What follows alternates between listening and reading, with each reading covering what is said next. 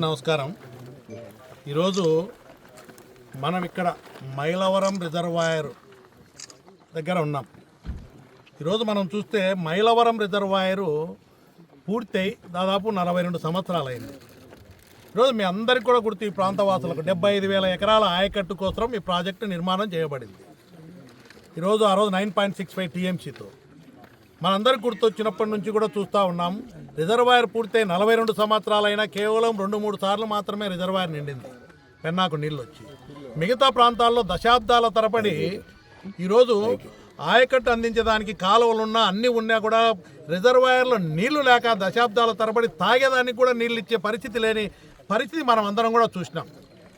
ఈరోజు అలాంటిది ఈరోజు అన్ని రిజర్వాయర్లలో నీళ్లు ఉండగలుగుతున్నాయంటే ఆ రోజు రాజశేఖర రెడ్డి గారు దుర్భిక్ష ప్రాంతాలైనటువంటి రాయలసీమ కానీ, అదేవిధంగా ఉత్తరాంధ్రలో కానీ, తెలంగాణలో కానీ అన్ని ప్రాంతాలకు సాగునీరు అందించాలని చెప్పి ఒక బృహత్తర కార్యక్రమాన్ని, జలయజ్ఞం కింద కార్యక్రమాన్ని చేపట్టి పోతిరెడ్డిపాడు హెడ్ రెగ్యులేటర్ సామర్థ్యాన్ని 11,000 క్యూసెక్స్ నుంచి 44,000 క్యూసెక్స్లకు సామర్థ్యాన్ని పెంచి అక్కడి నుంచి 44,000 క్యూసెక్స్లు నీళ్లు డ్రా చేసుకునే విధంగా ఆ రోజు ఈ కార్యక్రమాన్ని చేపట్టడం జరిగింది.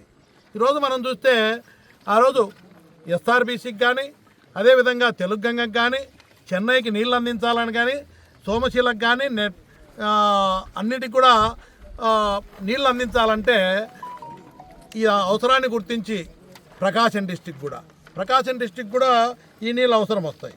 అంటే ఎన్ని ప్రాజెక్టులకు అవసరం ఉన్నటువంటి నీళ్లు, ఆ నీళ్ళు ఎక్కడి మనకు కేటాయించబడినటువంటి 101 టీఎంసీ తెలుగు గంగ కానీ, ఎస్ఆర్బీసీకి కానీ, అదేవిధంగా చెన్నైకి నీళ్ళు ఇచ్చేదానికి కానీ, మిగతా మన ప్రాజెక్టు రాయలసీమ ప్రాంతము నెల్లూరు ప్రకాశానికి కలిపి నెల్లూరుకి కలిపి 101 టీఎంసీ నీళ్లు కేటాయించిన నీళ్లు తీసుకునేదానికి అవకాశంగా చేసినారు.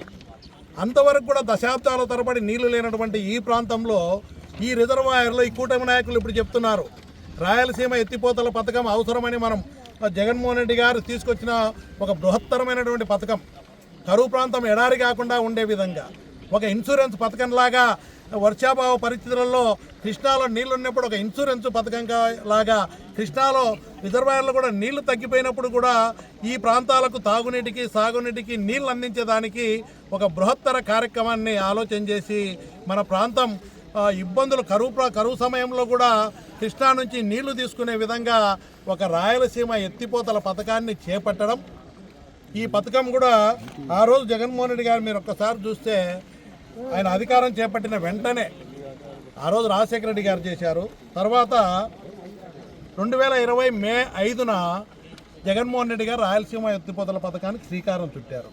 చుట్టి 3,850 కోట్లతో పోతిరెడ్డిపాడు హెడ్ రెగ్యులేటర్ ఏదైతే ఉందో అక్కడ ఆ కాలువ దిగువ భాగంలో 800 అడుగుల నుంచే కృష్ణా నీళ్లు తీసి ఎత్తిపోసి 841 అడుగుల్లో పోతిరెడ్డిపాడు రిజర్వాయర్ నిర్మాణం చేయడం వల్ల, పోతిరెడ్డిపాడు హెడ్ రెగ్యులేటర్ ఏర్పాటు చేయడం వల్ల 840 అడుగుల కంటే నీటి మట్టం పడిపోయినప్పుడు మనం నీళ్లు వాడుకోవాలంటే మనం కూడా 800 అడుగుల నుంచి లిఫ్ట్ ఏర్పాటు చేస్తేనే మన కరువు ప్రాంతానికి నీళ్ళు అందించగలం. ఎందుకు అది ముఖ్యంగా ఏర్పాటు చేయడం? ఈరోజు